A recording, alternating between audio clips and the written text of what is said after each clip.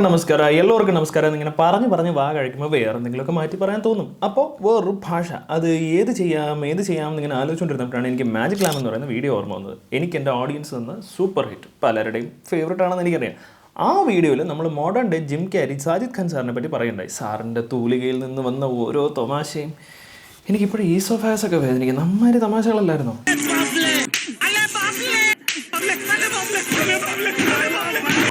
അപ്പോൾ നമ്മൾ ആ വീഡിയോയിൽ പറയണ്ടായി സാജിദ് ഖാൻ സാർ ഹാ വെച്ചാണ് പടം ചെയ്യുന്നതെന്ന്. അങ്ങനെ സാജിദ് ഖാൻ സാർ ഇന്ത്യൻ സിനിമയിൽ അവതരിപ്പിച്ച മഹാ തമാശ ഫ്രാഞ്ചൈസാണ് ഹൗസ്ഫുൾ. സാർ അതിനകത്ത് ഹൗസ്ഫുൾ 1ഉം ഹൗസ്ഫുൾ 2ഉം പിന്നെ ഹൗസ്ഫുൾ 4ൻ്റെ ഫസ്റ്റ് ഹാഫും ഡയറക്റ്റ് ചെയ്തിട്ട് പുള്ളി ആ പരിപാടി നിർത്തി.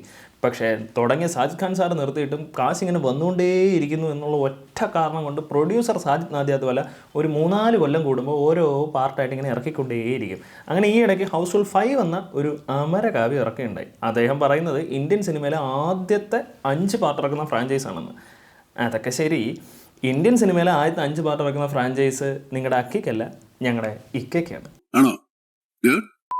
അപ്പോൾ നിങ്ങൾ തന്നെ ഒരു കാര്യം ഒന്ന് ആലോചിച്ച് നോക്കണം. ഈ ഇടയ്ക്ക് Janaki vs state of Kerala എന്ന് പറഞ്ഞ സിനിമയുടെ പേര് കണ്ടിട്ട് Janaki V vs state of Kerala എന്നാക്കിയില്ലെങ്കിൽ നാട് മുടിഞ്ഞു പോകുന്നു, സൂപ്പർമാനിലെ കിസ്സിംഗ് സീൻ വെട്ടിക്കുറച്ചില്ലെങ്കിൽ നാട്ടിലെ പിള്ളേർ മുഴുവൻ വഴിതെറ്റി പോകുന്നു, F1-ലെ മിഡിൽ ഫിംഗർ ഇമോജി വെട്ടിത്തുറച്ച് തേച്ച് മിനിക്ക് പഞ്ചിങ് ഇമോജി ആക്കിയില്ലെങ്കിൽ നാട് മുഴുവൻ ആൾക്കാർ വിരലും പൊക്കിക്കൊണ്ട് നടക്കുമെന്നും ദീർഘവീക്ഷണം ഉണ്ടായ സെൻസർ ബോർഡിലെ മാന്യ വ്യക്തികൾ UA സർട്ടിഫിക്കറ്റ് കൊടുത്ത് ഇത് കുടുംബങ്ങൾ കൊണ്ടാടും വ്യക്തി എന്ന് സ്പെഷ്യൽ റിമാർക്സിൽ എഴുതിവിട്ട ഒരു feel good lungs exploding comedy പടമാണ് ഹൗസ്ഫുൾ 5. അപ്പോൾ ഹൗസ്ഫുൾ സാധാരണ സിനിമകൾ എങ്ങനെയാണെന്ന് വെച്ച് കഴിഞ്ഞാൽ നട്ടുച്ചയായാലും നേരം വിളിക്കാത്ത 3 നായകന്മാരും പാതിരാത്രിയായാലും പരദോഷം മാത്രം പറയുന്ന 3 നായികമാരും കാണും. ഇവരുടെ പ്രേമം തൊട്ട് താലികെട്ട് വരെയുള്ള സംഭവങ്ങളാണ് എല്ലാ പടത്തിലും. കാര്യം ഹൗസ്ഫുൾ എന്നാണ് പേരെങ്കിലും കഴിഞ്ഞ പടം ഒരു കൊട്ടാരത്തിലായിരുന്നു എന്ന് കരുതി കൊട്ടാരം ഫുള്ളെന്ന് പേര് വയ്ക്കാൻ പറ്റുമോ? அவர் சொன்னது ஜோக்குன்னு நினைச்சு அவரே சிரிச்சுக்கிறாரு. இப்ப நான் என்ன பண்ணுவேன்? நீயும் சிரிச்சுவே.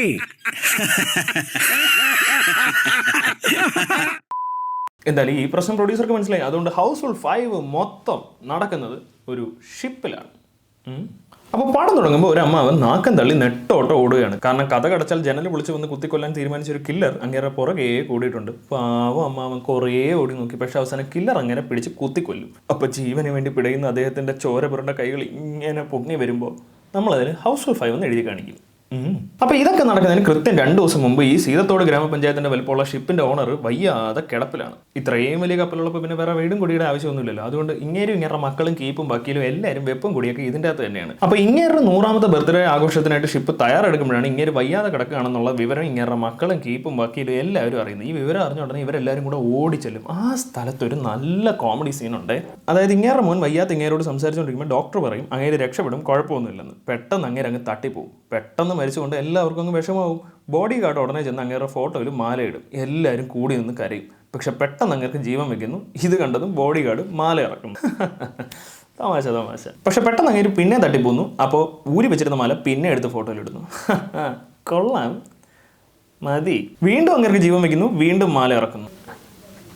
പക്ഷേ ഇവിടം കൊണ്ട് തീർന്നില്ല. അങ്ങേര് വീണ്ടും മരിക്കുന്നു, എന്നിട്ട് വീണ്ടും മാല എടുത്തിടുന്നു. അങ്ങനെ ഒരു വിധത്തിൽ നമ്മളെ ചാവാതെ കൊന്നുകൊണ്ടിരുന്ന അമ്മാവൻ യശശരീരനായി. അപ്പോൾ ഇതിന് ശേഷം പിന്നെ അങ്ങേരുടെ സ്വത്ത് വീതം വെക്കൽ പരിപാടികളിലേക്കാണ് നമ്മൾ കിടക്കുന്നത്. അതിനായിട്ട് നമ്മളുടെ മുതലാളിയുടെ കീപ്പും സർവോപരി വക്കീലുമായിരുന്ന നമ്മുടെ മേഡത്തിനെ ക്ഷണിച്ചുകൊള്ളുന്നു. മേഡം വന്നതിന് ശേഷം പിന്നെ തമാശകളുടെ പെരുമഴയാണ്. ഒരു കാര്യം ആലോചിച്ചോണം, ഇതൊരു A സർട്ടിഫിക്കറ്റ് അഡൽട്ട് കോമഡി സിനിമയൊന്നുമല്ല. ഇതൊരു UA കുടുംബങ്ങൾ കൊണ്ടാടും വെട്രിപ്പടമാണ്. അപ്പോൾ ഇനി നമുക്ക് ആ കോമഡിയിലേക്ക് കിടക്കാം. അതായത് ചേച്ചി വന്ന് ഇരുന്നിട്ട് ഉടനെ പറയും we need to focus on one important thing എന്ന്. എന്നിട്ട് കാലിറക്കി വെക്കും. ആണ് അവർക്ക് കണ്ണാടി ഇല്ലാതനാല എതുവുമേ പാക്ക മുടിയില്ല. അവർ കണ്ണാടി എടുത്തിട്ട് വന്നപ്പോൾ എല്ലാമേ മുടിഞ്ഞത്. ஏன் இப்படி பாக்குறீங்க? இவங்களுக்கெல்லாம் என்ன தமிழ் தெரியாதா? சரிங்க சரிங்க. അപ്പോൾ എന്തായാലും ചത്തുപോയ മാമൻ ഹോളോഗ്രാം രൂപത്തിൽ വന്നിട്ട് അങ്ങേരുടെ കള്ളക്കളികളുടെ കഥയൊക്കെ പറയുന്നതിൻ്റെ ഇടയ്ക്ക് അങ്ങേരുടെ സ്വത്തുക്കളുടെ അവകാശിയുടെ പേര് കൂടി പറയും. ജോളി അങ്ങേരുടെ ഏതോ ഭാര്യയുടെ മോനാണ്. അപ്പോൾ അവൻ നാളെ വരും. ഇനി അവൻ വന്നില്ലെങ്കിൽ സ്വത്തുക്കൾ ബാക്കിയുള്ളവർക്ക് എല്ലാവർക്കും കൂടെ വീതിച്ചെടുക്കാം. പക്ഷേ ജോളി എന്ന് മാത്രമല്ലേ പറഞ്ഞിട്ടുള്ളൂ. അവൻ്റെ ഒരു ഫോട്ടോയോ വേറെ ഡീറ്റെയിൽസ് ഒന്നും പറഞ്ഞിട്ടില്ലല്ലോ. അപ്പോൾ ആളെ എങ്ങനെ കണ്ടുപിടിക്കും? പേടിക്കണ്ട. അതിനായിട്ട് നമ്മുടെ വക്കീൽ മാഡം വീണ്ടും വരുന്നു. മാഡം കുറേ പേപ്പറൊക്കെ എടുത്ത് വെച്ചിട്ട് വീണ്ടും പറയാൻ തുടങ്ങുമ്പോഴത്തേക്കും പേപ്പറുകൾ താഴേക്ക് പോകുന്നു. പിന്നെ അറിയാമല്ലോ, കോമഡി ടൈം. ഒരു വിധത്തിൽ പേപ്പറൊക്കെ വാരിയെടുത്ത് എഴുന്നേറ്റ് വരുമ്പോഴേക്കും വീണ്ടും പേപ്പറുകൾ താഴോട്ട് പോകും. വീണ്ടും കോമഡി. അങ്ങനെ സാഹി കേട്ടിട്ട് അവിടെ ഇരിക്കുന്നൊരു ചേച്ചി ആ പേപ്പറൊക്കെ മേടിച്ചിട്ട് ലവളോട് പൊക്കോളാൻ പറയും. അല്ല പിന്നെ രാവിലെ വെറും പേരിൽ എഴുന്നേറ്റ് എത്രയെന്ന് വെച്ചാൽ ചിരിക്കുന്നത്. അപ്പോൾ ഈ തമാശയ്ക്കൊക്കെ ശേഷം ജോളി വരും. 1 അല്ല 2 അല്ല 3 എണ്ണം വരും. അതിനകത്ത് ഒരെണ്ണം അക്ഷയ് സാർ, കോമഡി കാ കില്ലാടി. 2 റിതേഷ് സാർ, ഇതേപോലുള്ള സോഫ്റ്റ് കോർ പടങ്ങളുടെ ബ്രാൻഡ് അംബാസിഡർ. പിന്നെ അഭിഷേക് ബച്ചൻ. ഇങ്ങനെ ഈ പടത്തിനകത്ത് എങ്ങനെ വന്നു ഒരു എത്തും പിടിയും കിട്ടുന്നില്ല. പിന്നെ ഇവരുടെ കൂടെ ഭാര്യമാരായിട്ട് 3 നായികമാരും കൂടെ വരും. സോനം ബജ്വ, നർഗിസ് ഫക്രി, പിന്നെ ജാക്ലിൻ ഫെർണാണ്ടസ്. ഇവരെ കൊണ്ടുവന്നതിന് കാരണങ്ങൾ പലതാണ്. അത് പോകെ പോകെ മനസ്സിലാവും. അപ്പോൾ എന്തായാലും ഒരാളെ പ്രതീക്ഷിച്ചിരിക്കുമ്പോഴത്തേക്കും 3 ജോളിയൊക്കെ വന്ന് ആൾമാറാട്ടം നടത്തുകയല്ലേ. അപ്പോൾ അതിൻ്റെ സന്തോഷത്തിലാണെന്ന് തോന്നുന്നു ഷിപ്പിൽ ഭയങ്കര പാട്ടും കൂത്തും ഡാൻസും. അതും ഭയങ്കര സന്തോഷമായതുകൊണ്ട് നട്ടുച്ചോട്ട് പാതിരാത്രി വരെയും ഡാൻസ്. ഈ ഡാൻസ് ഒക്കെ ഇവിടെ നടക്കുമ്പോഴത്തേക്കും ഷിപ്പിന് അതൊരു DNA ടെസ്റ്റിംഗ് നടക്കുന്നുണ്ടായിരുന്നു. തട്ടിപ്പോയ കളവൻ്റെ കയ്യിലിരിപ്പ് വെച്ച് എപ്പോഴാണ് ഇതേപോലെ DNA ടെസ്റ്റിംഗ് ചെയ്യേണ്ടി വരുന്നതെന്ന് അറിയില്ലല്ലോ. അതുകൊണ്ട് ഷിപ്പിൻ്റെ വിറകുപുരയുടെ സൈഡിൽ തന്നെ ഒരു DNA ടെസ്റ്റിംഗ് ലാബ് സെറ്റ് ചെയ്ത് വെച്ചിട്ടുണ്ടായിരുന്നു. അപ്പോൾ ആ DNA ടെസ്റ്റ് സാമ്പിൾസ് ഫോർജ് ചെയ്യുന്നതിനിടയ്ക്ക് കയറി ചെന്നുകൊണ്ടാണ് ഡോക്ടർ കില്ലറെ കുത്തിക്കൊന്നത്. ഇനി ഇതുവരെയുള്ള ഫണ്ണൊന്നുമല്ല, ഇനി അവിടുന്ന് ടോപ്പ് ലെവൽ ഫണ്ണാണ്. പക്ഷെ പടത്തിൻ്റെ സർട്ടിഫിക്കറ്റ് ഇടയ്ക്കിടയ്ക്ക് ആലോചിച്ചോണം. അപ്പോൾ കൊലപാതകമൊക്കെ കഴിഞ്ഞ് അടുത്ത ദിവസം നേരം പരപരാന്ന് പിളർന്ന്. അപ്പോൾ നമ്മുടെ കില്ലാടി സാറ് മലിംഗയുടെ വിഗ് പിങ്ക് വേർഷനും തലയിൽ വെച്ച് കണ്ണും തിരുമ്പി നോക്കിയപ്പോൾ കാണാം വേറെ 2 കാല്. ജാക്വലിൻ ചേച്ചി ആയിരുന്നത്. ചേച്ചിയെ കയറി പിടിക്കാൻ നോക്കിയെന്നും പറഞ്ഞ് ചേച്ചി കുറേ ചീത്ത പറയുമ്പോൾ കില്ലാടി സാർ നിക്കറിനുള്ളിൽ നിന്ന് ഒരു കൊച്ചു തുപ്പാക്കി പുറത്തെടുക്കും. തോക്കൊക്കെ കണ്ട ആരായാലും പേടിക്കില്ലേ. അപ്പോൾ ജാക്വലിൻ ചേച്ചി പറയും, എന്നെ വെടിവെക്കല്ലേ, ഞാൻ ഒന്നുകൂടെ വേണമെങ്കിൽ കൂടെ കിടക്കാം. ഇത് തന്നെ ഭയങ്കര തമാശ. പക്ഷേ ഈ തമാശ കേൾക്കുമ്പോഴത്തേക്കും കില്ലാടി സാർ ഇടുന്ന ഒരു എക്സ്പ്രഷൻ ഉണ്ട്.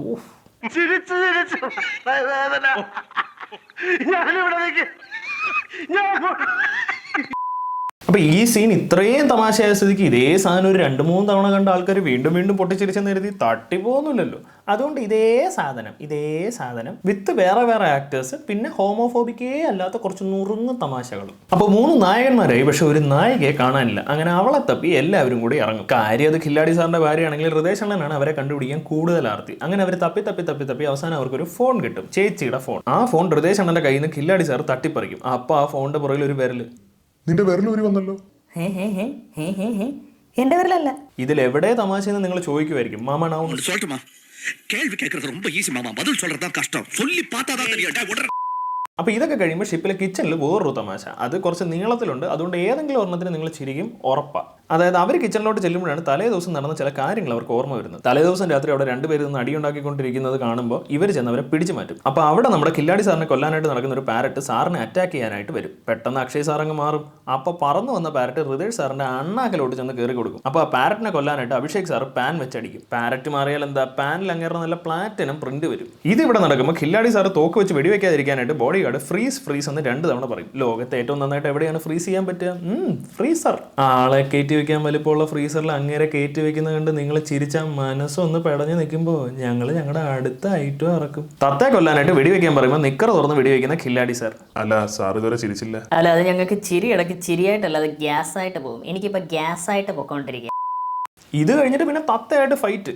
തത്ത ഇങ്ങനെ സ്ലാബിൽ കിടത്തി അതിൻ്റെ നെഞ്ചാങ്കോട് നോക്കി കില്ലാടി സാറിൻ്റെ ഒരു സ്മാഷ് ഉണ്ട്. പോരാത്തതിന് അതിൻ്റെ തലയെടുത്ത് വെച്ച് ഫ്രിഡ്ജിൻ്റെ വിടവിൽ വെച്ച് അടിച്ച് പണ്ടാരം അടക്കുക, പിന്നെ ചുഴട്ടി എടുത്ത് തറയിലടിക്കുക. അങ്ങനെ മൃഗസംരക്ഷണ വകുപ്പ് ഹൃദയപൂർവ്വം മുന്നോട്ട് വയ്ക്കുന്ന ചില മാർഗ്ഗനിർദ്ദേശങ്ങളുടെ മഹത്തായ ദൃശ്യാവിഷ്കാരം. പക്ഷേ സെൻസർ ബോർഡ് അപ്പോൾ തന്നെ താഴെ എഴുതി കാണിക്കും കേട്ടോ, the scene with the Mecca was created using computer graphics എന്നും. അയ്യോ, എഴുതി കാണിച്ചു തന്നോ, ഇല്ലായിരുന്നു നമ്മളിത് ഒറിജിനലാണെന്ന് വിശ്വസിച്ച് പോയനെ.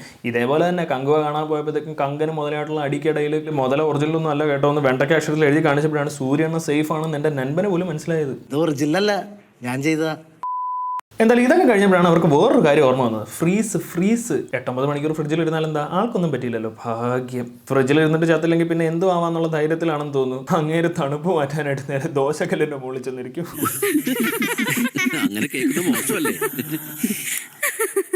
ഇത്രയും ചിരിക്കാൻ മാത്രം എനിക്കും തോന്നിയില്ല. ഇവിടുന്നൊക്കെ ഇറങ്ങി ഇങ്ങനെ ഒരു തെളിവില്ലാതിരിക്കുമ്പോഴാണ് കാണാതായ ചേച്ചിയുടെ ബാഗ് കളഞ്ഞു കിട്ടുന്നത്. പാറ്റൻ ടാങ്ക് ഒഴിച്ച് ബാക്കി എല്ലാവരെ ബാഗിൽ നിന്ന് എടുക്കും. അങ്ങനെ അവർക്ക് ഒടുവിൽ ഒരു ബൈക്കിന്റെ ചാവി അതിൽ നിന്ന് കിട്ടും. അപ്പോഴാണ് അഭിഷേക് സാറിന് ഹൃദയ് സാറിനെ കിടത്തിയിട്ട് മോളിൽ കൂടെ വണ്ടി ഓടിച്ച് ഓർമ്മ വരുന്നത്. അപ്പോൾ അവർ ആ ഡേ റീക്രിയേറ്റ് ചെയ്യും. എന്നാലല്ലേ എന്താണ് നടന്നതെന്ന് കൃത്യമായിട്ട് ഓർമ്മ വരും. അതിനായിട്ട് അവർ ഹൃദയ് സാറിനെ കമത്തി കിടത്തി വീണ്ടും അതിന്റെ മോളിൽ കൂടെ എല്ലാവരും കയറി നടക്കും. അങ്ങനെ അവർ ബൈക്ക് ഓടിച്ച് പോയപ്പോഴാണ് ചേച്ചി ഒരു ഭിത്തിയുടെ ഇടയ്ക്കിരുന്ന് ഉറങ്ങുന്നത് അവർ കാണുന്നത്. അങ്ങനെ ചേച്ചിയെ ഇറക്കി ഒന്ന് സെറ്റിൽ ആകുമ്പോഴേക്കും ഷിപ്പിലെ ബാക്കിയുള്ളവരൊക്കെ കൂടെ വരും. ഡോക്ടറെ ഫോണിൽ വിളിക്കുമ്പോൾ ഹൃദയ് സാറിന്റെ പോക്കറ്റിൽ ഫോൺ അടിക്കും. അതിൽ അപ്പോഴും ആ വിരലുണ്ട്. പെട്ടെന്ന് ഡോക്ടറുടെ ബോഡി ഉത്തരത്തിൽ നിന്ന് താഴോട്ട് വന്ന് വീഴും. ഈ സീനൊന്ന് നോക്കി വെച്ചാണ്, അതായത് കില്ലർ ഈ സീനിൽ തന്നെ ഉണ്ട്. ആകെ ആ കപ്പലിൽ ഇത്ര പേരല്ലേ ഉള്ളൂ. അപ്പോൾ ഈ 10-20 അടി പൊക്കത്തിൽ നിന്ന് ഈ ബോഡി ഇങ്ങനെ വീണമെങ്കിൽ അതിൻ്റെ മുകളിൽ നിന്ന് ബോഡി താഴോട്ടിടണം. അപ്പോൾ അതിടാനായിട്ട് ആരും ഇല്ല, അത് പോട്ടെ. ഇനി ഈ ബോഡിയൊക്കെ ഇങ്ങനെ വീണ ഉടനെ പൊട്ടുന്ന ഗ്ലാസ് വെച്ചിട്ടാണോ ക്രൂസ് ഷിപ്പൊക്കെ ഉണ്ടാക്കുന്നത്? എന്നാൽ പിന്നെ കൊള്ളാലോ, നല്ലൊരു മഴ പെയ്ത് കഴിഞ്ഞാൽ എല്ലാം കൂടെ പൊട്ടി താഴോട്ട് ഒലിച്ച് വീഴില്ലേ? ഇത്രയും ബേസിക് ആയിട്ടുള്ള കാര്യങ്ങൾ പോലും നോക്കാനാണ് നിങ്ങൾ സിനിമ എടുക്കുന്നത്. ഇതൊരുമാതിരി ആദിത്യൻ സാർ 5 ക്യാമറയും വൈഡ് ലെൻസിലിട്ട് ഷൂട്ട് ചെയ്ത പോലെ ഉണ്ടല്ലോ. അതിൽ പിന്നെ ലോജിക്ക് വർക്കൗട്ട് ചെയ്യാന്നുള്ളതല്ലല്ലോ അതിൻ്റെ ലക്ഷ്യം. നമ്മുടെ ആവശ്യം ഈ സീനിന്റെ ഗ്രാൻഡ്യൂർ ഇങ്ങനെ വർക്കൗട്ട് ആക്കുക എന്നുള്ളതാണ്. എന്തിനാടാ, ആർക്ക് വേണ്ടിയാ, എന്തിനു വേണ്ടിയാ ഈ സിനിമയുടെ മാർക്കറ്റിങ്ങിന് ആവശ്യം. ഒന്നും ഞെട്ടിട്ടോ. അതെ. അപ്പോൾ ഒരു ബോഡി ഒരു വിരൽ, പക്ഷേ ഈ വിരൽ ബോഡിയുടെ തന്നെയാണോ എന്ന് ഉറപ്പിക്കണ്ടേ? അതെങ്ങനെ ഉറപ്പിക്കാൻ പറ്റും? ആ വിരലെടുത്ത് ആ ബോഡിയുടെ ഒടിഞ്ഞ കൈയുടെ അവിടെ കൊണ്ടുവന്ന് ഇവർ മാച്ച് ദ ഫോളോയിങ് ആയിട്ട് വെച്ച് നോക്കും. ഇപ്പോൾ ഓക്കെ. അല്ലെങ്കിൽ പിന്നെ ഒരു മുറിഞ്ഞ വിരലെന്നൊക്കെ പറഞ്ഞാൽ അത് ആരുടെ വേണമെങ്കിലും ആവാമല്ലോ. അപ്പോൾ ഇതൊക്കെ കൂടെ കഴിഞ്ഞപ്പോൾ കില്ലാടി സാറും ടീമാണോ ഡോക്ടറിനെ കൊന്നതെന്ന് എല്ലാവർക്കും സംശയം. എന്തിനേറെ പറയണം, അവർക്ക് തന്നെ സംശയം അവരാണോ കൊന്നതെന്ന്. അങ്ങനെ അവരെ പിടിച്ച് ജയിലിലിടും. എന്തായാലും ജയിലിലായതിനു ശേഷം ഇവരിങ്ങനെ കുറച്ച് കുഞ്ഞു വർത്തമാനമൊക്കെ പറഞ്ഞ് വരുമ്പോഴേക്കാണ് നമുക്ക് കാര്യങ്ങളുടെ ശരിക്കുള്ള കിടപ്പ് മനസ്സിലാവുന്നത്. അതായത് ഈ കപ്പലിൻ്റെ മുതലാളി അങ്ങനെ ജോളി എന്ന് പറയുന്ന മോനെ കണ്ടുപിടിക്കാനായിട്ട് ഏൽപ്പിച്ച പ്രൈവറ്റ് ഡിറ്റക്റ്റീവാണ് നമ്മുടെ കില്ലാടി സാർ. കില്ലാടി സാർ ഈ കാര്യങ്ങളൊക്കെ അന്വേഷിച്ച് കഴിഞ്ഞിട്ട് എന്തിനാ വേറെ ആൾക്കാരെ പോകുന്നത്, ഞാൻ തന്നെ ജോളിയായിട്ട് പോകാമെന്ന് പറഞ്ഞ് ഇങ്ങേര് പോകാൻ തീരുമാനിക്കും. അതിനായിട്ട് ഇങ്ങനെ വഴി കൂടെ പോകുന്ന നർഗീസ് ചേച്ചിയെ ഭാര്യയായിട്ട് അഭിനയിക്കാൻ ബുക്ക് ചെയ്യും. നർഗീസ് ചേച്ചി അപ്പം തന്നെ ഓക്കെ പറയും. പക്ഷേ നർഗീസ് ചേച്ചി ശരിക്കും ഹൃദേശ് അണ്ണൻ്റെ ഗേൾഫ്രണ്ടാണ്. അപ്പോൾ സ്വന്തം പെപ്പർ നോക്കിയ കില്ലാടി സാറിന് കൊടുത്ത ഹൃദേശ് അണ്ണൻ ഇപ്പോൾ പ്ലാൻ ഉണ്ട്, പക്ഷെ പാർട്ട്ണറില്ല. അതുകൊണ്ട് ഹൃദേശ് അണ്ണൻ വഴി കൂടെ പോയ സോനം ചേച്ചിയെ ബുക്ക് ചെയ്യും. ചേച്ചി അപ്പം തന്നെ സമ്മതിക്കും. പക്ഷേ ചേച്ചി ശരിക്കും അഭിഷേക് അണ്ണൻ്റെ ഗേൾഫ്രണ്ടാണ്. അങ്ങനെ പുള്ളിയും സ്വന്തം ഗേൾഫ്രണ്ടിനെ വല്ലവനും കൊടുത്തിട്ട് ചെന്ന് തുള്ളിക്കൊണ്ട് നിന്ന ജാക്വലിൻ ചേച്ചിയെ ബുക്ക് ചെയ്യും. അങ്ങനെയാണ് ഈ മഹത് വ്യക്തികളെല്ലാം ഇവിടെ എത്തിയത്. അപ്പോൾ കള്ളൻ കപ്പലിൽ തന്നെ ഉണ്ട്. പക്ഷേ കള്ളനെ പിടിക്കാനായിട്ട് പോലീസ് പുറത്തുനിന്ന് വരണം. അങ്ങനെ കേസ് അന്വേഷിക്കാനായിട്ട് പോലീസ് വരും. ഒന്നല്ല 2 പേര് വരും. ഓടിക്കൊണ്ടിരിക്കുന്ന വണ്ടിയിൽ ചറപറ വയ്ക്കുന്ന വെടികളുടെ ഇടയിൽ നിന്ന് സമർത്ഥമായി രക്ഷപ്പെടുന്നതിൽ ഒരുത്തൻ വീരനാണെങ്കിൽ മറ്റവൻ ലണ്ടനിലെ KSRTCയുടെ നടുക്കൂടെ പൊടുന്ന കാളോടിക്കാൻ മിടുക്കനാണ്. അപ്പോൾ ഇവരുടെ സ്പെഷ്യാലിറ്റി എന്താണെന്ന് ഉണ്ടല്ലോ, സഞ്ജയ് ദത്ത് വെടികളുടെ ഇടയിൽ നിന്ന് രക്ഷപ്പെടും, ജാക്കി ഷ്രോഫ് എല്ലാത്തിൻ്റെ നടുക്കൂടെ കാർ ഓടിക്കും. അപ്പോൾ ഇവർ 2 പേരും കൂടെ ചേർന്ന് കഴിഞ്ഞാൽ എന്ത് ചെയ്യാം? വെടിവെച്ച് പൊട്ടിത്തെറിച്ച ടാങ്കർ ലോറിയുടെ നടുക്കൂടെ കാർ ഓടിക്കും. എനിക്ക് വയ്യ. പക്ഷേ ഇവരിങ്ങനെ പ്രശ്നങ്ങൾ ഉണ്ടാക്കുന്നുണ്ട്. ഇവരുടെ സീനിയർ നാനാ പട്ടേക്കർ ഇവരെ സസ്പെൻഡ് ചെയ്യും. അങ്ങനെയാണെങ്കിൽ ഭയങ്കര ടെററാണ് കേട്ടോ. നിയമം ഉടച്ചു കഴിഞ്ഞാൽ എല്ലൊടിക്കും, പിന്നെ കള്ളം പോലിയെ പല്ലെടുക്കും, പിന്നെ 2 കണ്ണൊക്കെ വെച്ച് എന്ത് ചെയ്യാൻ? അതുകൊണ്ട് ഒരു കണ്ണും പറിച്ചെടുക്കും. അങ്ങനെ ഈ ഊരിയെടുത്ത കണ്ണും പറിച്ചെടുത്ത 6 പല്ലും സ്ക്രീനിൽ ഇങ്ങനെ ഒരു 10 മിനിറ്റ് കാണിക്കും. ഇതൊക്കെ ആവാം. പക്ഷേ സൂപ്പർമാൻ ഇച്ചിരി നേരം കൂടെ കിസ് ചെയ്ത് കഴിഞ്ഞാൽ സെൻസർ ബോർഡിന് അങ്ങ് ചൊറിച്ചിൽ തുടങ്ങും. അങ്ങനെ ജയിലിൽ നിന്ന് കഷ്ടപ്പെട്ട് രക്ഷപ്പെട്ടിട്ട് ഇവർ 2 ടീമാവും. അതിൽ കില്ലാടി സാറും ടീമും ഒരു കാര്യമില്ലാതെ പോയി നമ്മുടെ മുതലാളിയുടെ ബോഡി പൊക്കാൻ പോകും. അപ്പോൾ ഇവരവിടെ കൂടിയിരുന്ന് ആലോചിക്കും എങ്ങനെ ഈ ബോഡി ഇറക്കാമെന്ന്. കാരണം ലിഫ്റ്റിലൊക്കെ കൊണ്ടുകഴിഞ്ഞാൽ നാട്ടുകാരൊക്കെ കാണൂലേ, എല്ലാവരും ശ്രദ്ധിക്കില്ലേ. അങ്ങനെ ഇവർ കുറേ നേരം ആലോചിച്ചൊരു ബുദ്ധിപരമായ ഐഡിയ കൊണ്ടുവരും. അതായത് ബോഡി എടുത്ത് കാർപ്പറ്റിൽ പോയി 3 പേരും കോറിഡോറിൽ കൂടെ ചുമന്നുകൊണ്ട് പോകും. അതാവുമ്പോൾ ആർക്കും സംശയം തോന്നില്ലല്ലോ. പക്ഷേ ഇവർ ഇത്രയും നാച്ചുറലായിട്ട് ചെയ്ത കാര്യം കണ്ടിട്ട് ബോഡി ഗാർഡിന് സംശയം തോന്നും. അങ്ങേരെ അവരെ തടഞ്ഞു നിർത്തിയിട്ട് കാർപ്പറ്റിനകത്തോട്ട് കൈയിട്ട് കുറച്ച് മുടിയെടുക്കും. ചിരിക്കാൻ നിങ്ങൾ റെഡിയാണോ? ഇനി ട്വിസ്റ്റ്, തല അപ്പുറത്തെ ഭാഗത്താണ്.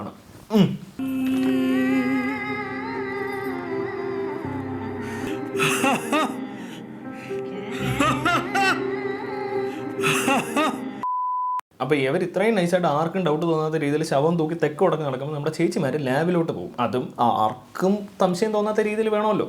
അങ്ങനെ അതിന്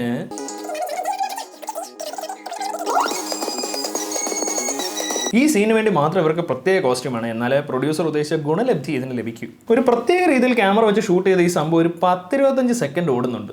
ഇതൊക്കെ ആവാം. പക്ഷേ F1 ഒരു മിഡിൽ ഫിംഗർ കാണിച്ചു കഴിഞ്ഞാൽ ഈ നാടിൻ്റെ അവസ്ഥ എൻ്റെ പൊന്നോ ചിന്തിക്കാനേ വയ്യ. അങ്ങനെ ഇവർ ഈ ലാബിൽ ചെല്ലുമ്പോൾ ഒരുത്തൻ ഡോക്ടറിൻ്റെ ബോഡിയിൽ നിന്ന് ഏതാണ്ട് എടുക്കുന്നത് റെക്കോർഡ് ചെയ്ത് ഇവർ കൊണ്ട് കില്ലാടി സാറിനെയും ടീമിനെയും കൊണ്ട് കാണിക്കും. ഇവരങ്ങനെ കണ്ട് സമ്മാനിച്ച് നിൽക്കുമ്പോൾ ദാണ്ട അവൻ്റെ ബോഡി കബേർഡിൽ.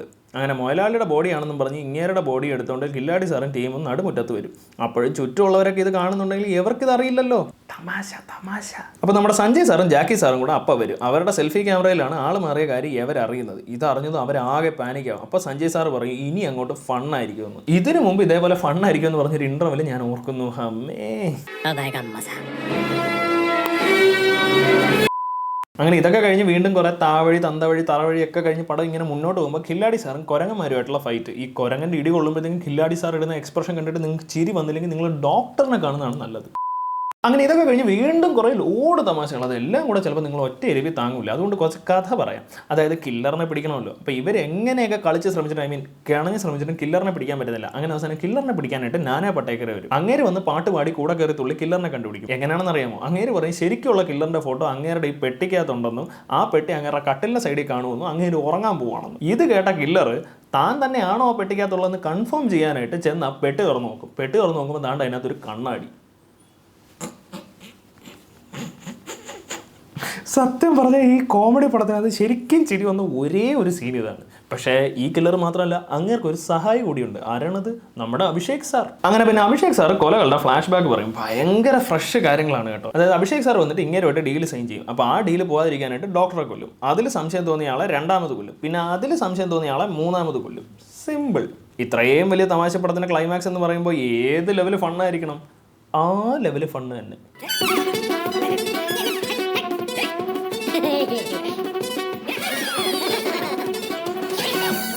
സെൻസർ ബോർഡേ.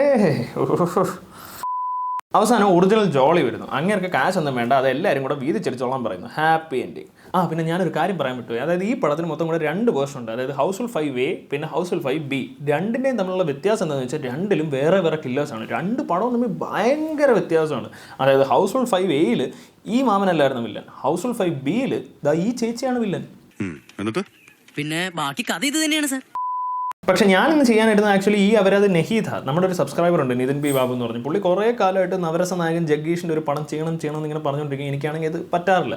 ഞാനങ്ങനെ അവസാനം കഴിഞ്ഞ ദിവസം പുള്ളിയോട് പറഞ്ഞു ഒരു പടം സജസ്റ്റ് ചെയ്ത് നമുക്ക് ചെയ്യാമെന്നൊക്കെ പറഞ്ഞു. പക്ഷേ മറുപടി ഒന്നും ഉണ്ടായില്ല. അങ്ങനെ ഞാൻ എൻ്റെ സ്വന്തം നിലയ്ക്ക് ഒന്ന് തപ്പി ഇറങ്ങി. അപ്പോൾ എനിക്കൊരു പടം കിട്ടി. പക്ഷേ നമ്മൾ ജഗ്ഗീഷിനെ തപ്പി പോയെങ്കിലും അതിനകത്ത് ഞാൻ പോലും ചോദിക്കാതെ ഒരു സർപ്രൈസ് എലമെൻറ്റ് ഡിങ്കൻ എനിക്ക് തന്നു. ഡിങ്കാ.